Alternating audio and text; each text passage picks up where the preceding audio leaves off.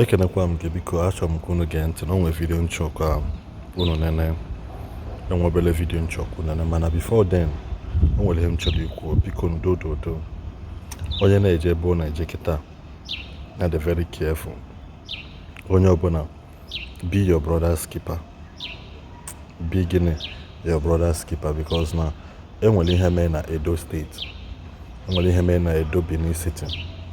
One man ka ndị kidnappers bịa kpọrọ ndị na-atọ mmadụ kpọrọ ya gidi ha nata the man ATM ya nata ya phone ya gwa ndị be ha kwụnye ego na the account the man, ha kwụnye ego na the account the man, 1 million ka ha chọrọ. Ndị be ha sị na they were able to raise immediately with 200, and so I quit 200,000. Those 3 boys ma Kobe ma gbuo the man on apa the man nwụọ for more than 1 month. Ndị be ha na-achọ the man na-achọ. So as investigation gacha on, they were chọpụta na egbuo na the man. Mgbe the video pụta unu fụ ka esi bulu ozi the man n'ime akpa wee bulu wee na-apụ. Okwu isi nwe bụ na ka gịnị be your brother's keeper, because ihe na-eme na n'Igbo anyị kịta adịzi terrible.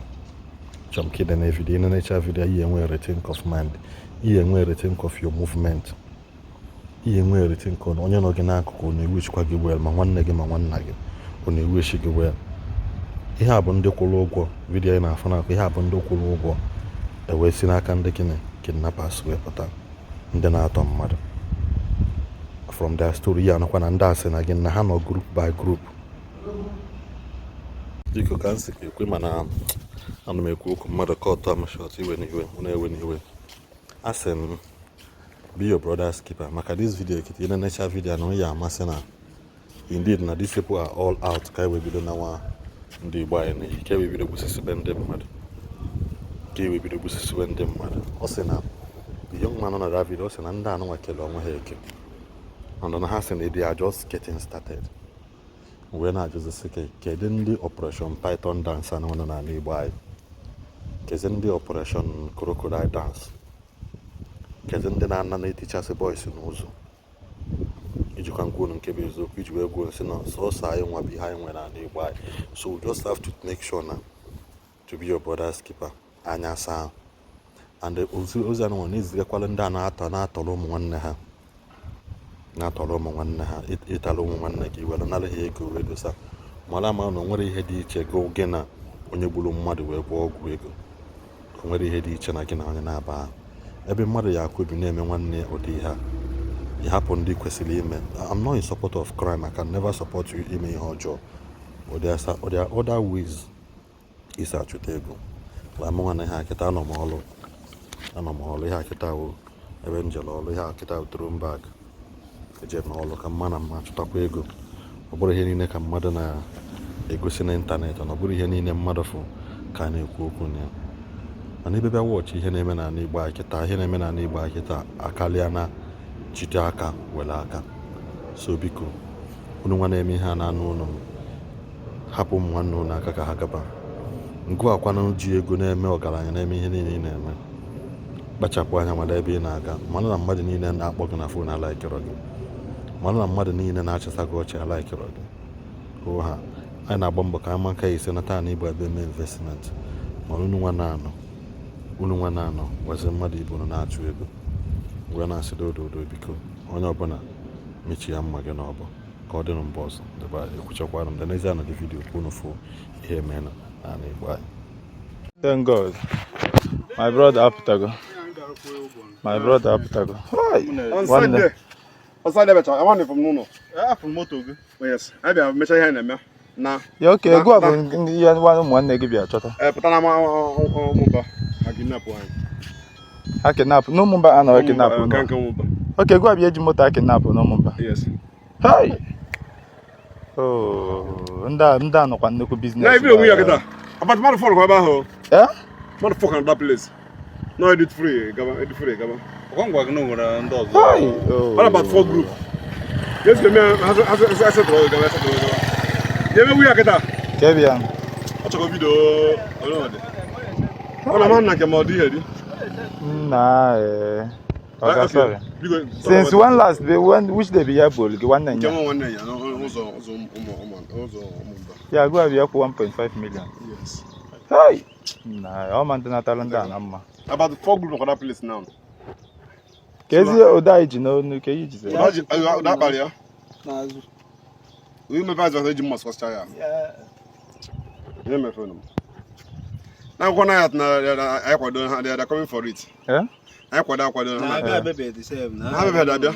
Near na back now just the two Ghana sent small. How the group by group. They are coming small. By the time I better zoo on how was it no. Never I boss ever. Never do na can't gym snake group up here. But one up here. So na never man na free. He's going to fish all of them. Now we're from veteran. No, yeah, AK-47. AK-47 go. For akwa mo abuyele ego n'aka. Uti. Abịa n'ala ma n'aka ọ bụla nke Pompation double bar. N'ụzọ taa ka ha nọ. Just ha si anyị gbadawa ebe a, anyị gbada ndị ha si anyị tọọnụ, ha si anyị ịmago chiarị anyị brain, si anyị stop there. Stop. Mgba break. Mpụta na-ekwe dị gị anyị, ọ dị ọcha. Mbịa ozugbo ọ sị m ngwa mụ bụ ya edi ego. I hope she complete, nsi ọ dị complete, ọ na-alụ m ya. Abawazie n'ime. Ọ gaghị ndị onye ebe ebe. Onye ebe ebe. Abụ emu dị nna. Onye mụ dị mgbagbuba ya. Ka afa gị? Stanley ya. Tambo. Stanley Tambo. Hai, na. What are they on? Ọ dị on, I'm not. Mo mu nye jemmo. Ha. Aja wo na. Aja wo na ya. Nah.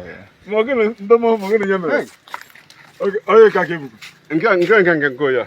Okay, nya ka we abita. Opia mo na nke mo kopia mi ya. Mo kopia mi ya na ya ba. Opia no do nke na choba bala. N'otu akwa. This morning. Maka gịnị? Nego nkwe esiwe na mgbe ha wete dị ego. Na obega na kwa sisi na gbuo oge. Ọkwa ndị ojiwe nke a. Ọkwa group nke mo. Chineke how the group iche. About the 4 group of 5 group can other place kita. About 5 group can on jiga ka jende nke. Ya ndị ga ko. Ya ada si group by group. Aba han ha pata do mo nwa. Monde kesi ha bigo. I can see go always saying we project. Okay, ha ya confirm dị ego. I confirm for full up. Hey, arụ mekwara. And okay, we go see that. Ihe ya m nọmba. Ihe ya m nọmba m forward ọlụ gị. Okay. Hey, ihe bụ ọkwa obere ihe. Ma ikekwa abịa na ndị nwa abịakwụbịa kpakwuru m na asị dị ọka dị ọkwa mma otu ụta. Ma mbụ nke m nwa. Nke m nwa dị ọkwa mma otu. Mana ọ mangala ndị a.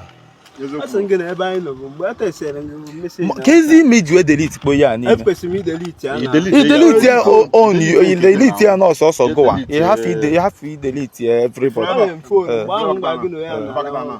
Out of group na ba. Hana ya baketa na. Asị ngị na nọ ebe nọ. Aba yo to ta. O ha ya ka jo anje no chelo. Hana ya ba ho. Odo ma nọ na main road ka nọ. Asị yo ya. Get off. Na be cross the CZ ba. Ya na wa. Chekwala cross kwa uza. Ebe ụmụ mgbake jere eme high cross m wepụ ọdị ebe ni cross ụzọ ga nche na n'ụzọ banyị cross for ụzọ banyị na ka ọ bụ no ya na aba ebe anọji ya me phone